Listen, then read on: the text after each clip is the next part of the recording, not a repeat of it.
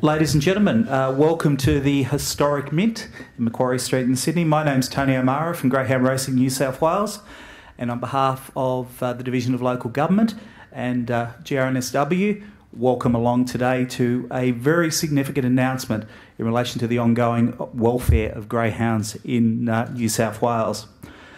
It's my pleasure to call on the Chairman of Racing New South Wales, Professor Percy Allan.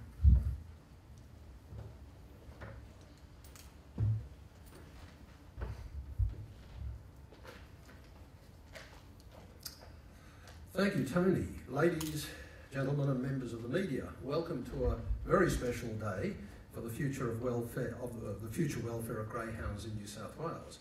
On behalf of the Board of Greyhound Racing New South Wales, could I give a special welcome to our distinguished guests, the Minister for Local Government, the Honourable Don Page, MP, the Acting Chief Executive, Department of Premier and Cabinet, Division of Local Government, Steve Orr, my fellow GRNSW board members, and here I especially want to note Joyce Alamango, who I know has been campaigning for animal welfare for a long time, and also our CEO, Brent Hogan.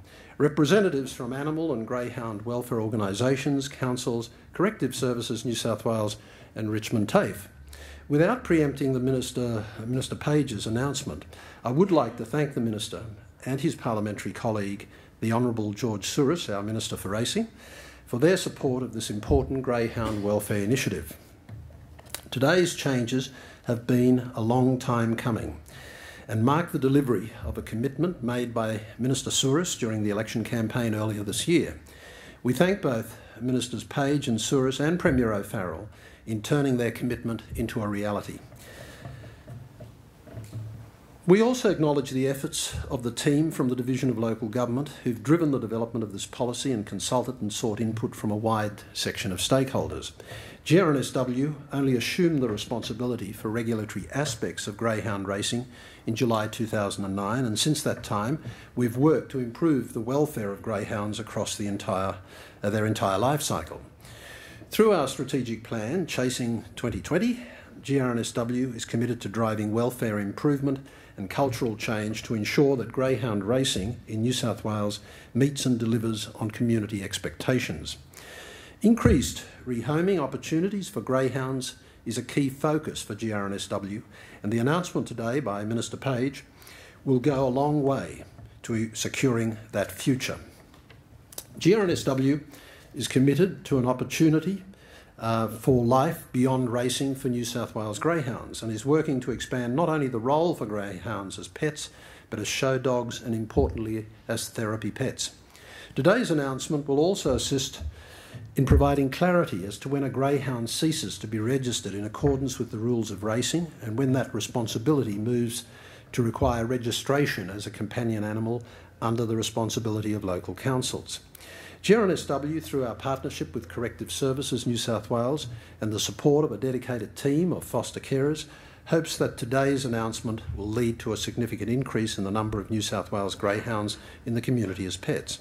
Importantly, I also acknowledge the efforts of the wide and varied groups who have worked diligently to see greyhounds achieve a long and healthy life after racing. Most of those groups are volunteers, and we hope that today's announcement will assist them by creating a positive awareness of life beyond racing for New South Wales greyhounds. In closing, I reiterate GRNSW's commitment to ongoing greyhound welfare improvements and to working with the Division of Local Government to see more greyhounds as companion animals in New South Wales. I thank you again for your attendance today and your ongoing support.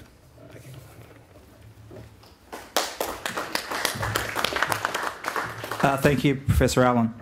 It's our pleasure now to invite the Honourable Don Page, the Minister for Local Government. Don. Thanks very much, Tony. Good morning, ladies and gentlemen. Can I firstly acknowledge the traditional custodians of this land and pay respects to their elders, both past and present. Can I also acknowledge the Chairman of Greyhound Racing New South Wales, Professor Percy Allan, members of your board, also other people involved in the greyhound racing industry who are here. Look, it's a great pleasure for me to be here to personally launch the Greenhound program. I should declare an interest up front. I've got a dog that's half Greyhound and half Ridgeback, and I've got to say that a more beautiful dog you never saw. Very quiet, loving dog, so I guess I have a bit of an experience with Greyhounds, and we got her after she'd been very poorly treated by a male, it turned out, when she was quite young, so we got her from the pound, and she's been with us for 13 years. So, I declare an interest. Those of you who know about dogs know that under the Companion Animals Act, greyhounds have required to be muzzled in the past, and that has been a problem in terms of stigmatising the breed, particularly post-racing. As Percy was saying earlier, they only have the muscles when they're racing, to stop them from trying to attack each other or bite each other as they're racing. They're not inherently any more dangerous than any other dog, but the fact that the legislation has required them to be muzzled when they're in a public place gives the perception to the community that they are somehow quite a dangerous dog, which in fact is not the case. So what we've done just recently is pass legislation which provides for an exemption of the muzzling, which brings us into line with Victoria, Queensland and South Australia. In terms of the legislation, in order to obtain that exemption, the Greyhound needs to complete an authorised retraining program, which will be approved by the Chief Executive of the Division of Local Government. The program itself will provide socialisation and behavioural training. Only microchipped non-racing greyhounds are eligible, and they need to be lifetime registered and desexed, with some minor exceptions. An authorised behavioural assessor will decide whether the greyhound can be unmuzzled at the end of the program, and if they pass successfully, then they'll wear a greenhound collar, not a muzzle but a greenhound collar, easy for council officers to identify, and also for members of the public to identify as a greyhound that's been exempted from muzzling.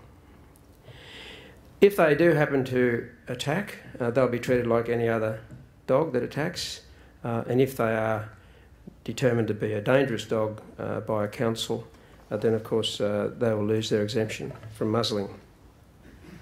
There are a number of guidelines that have been developed in relation to the retraining programs by the Division of Local Government, and because they're a little technical, I might just go to my notes. Before I do that, can I just thank the stakeholders who have provided comment on the draft guidelines for the approval of retraining programs. Applications are now being accepted. Further details are available in relation to the guidelines on the Division of Local Government's website.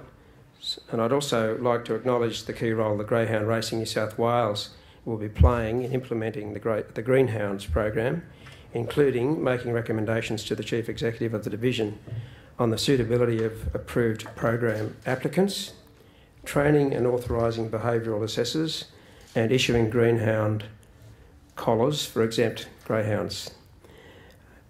Greyhound Racing New South Wales will also process information on the Companion Animals Register relating to greyhounds in approved programs. This will significantly reduce paperwork for councils and streamline the administrative process for approved programs. Greyhound Racing New South Wales will also operate and maintain the Greenhounds website, www.greenhounds.com.au, which goes live today, I'm pleased to announce. The website provides information on the retraining and adoption of greyhounds in New South Wales, including how to obtain a greenhound collar, how to book a behavioural assessment, current greenhounds available for adoption, and support and information for owners of pet greyhounds. The website will also be updated in the near future to provide an online booking system for the owners of existing pet greyhounds to organise an in-home retraining program for their dogs. I encourage you to visit the website. Finally, I would like to thank you again for being here today and giving the green light to our Greenhounds program. This program will no doubt encourage more pet lovers to choose a greyhound as a pet and reduce the unfair stigma attached to greyhounds, because in the past they've always had to wear a muzzle no matter how friendly or well behaved that greyhound was. So now it's my pleasure to officially launch the Greenhound program, and I understand we're going to have some greenhounds at some point down the track, which I'm looking forward to seeing these dogs with their green collars on. But ladies and gentlemen, this is, I think, a big step forward, a long overdue step forward in New South Wales to make it easier for people to be able to adopt a greyhound as their pet at the end of their racing days. Thanks very much.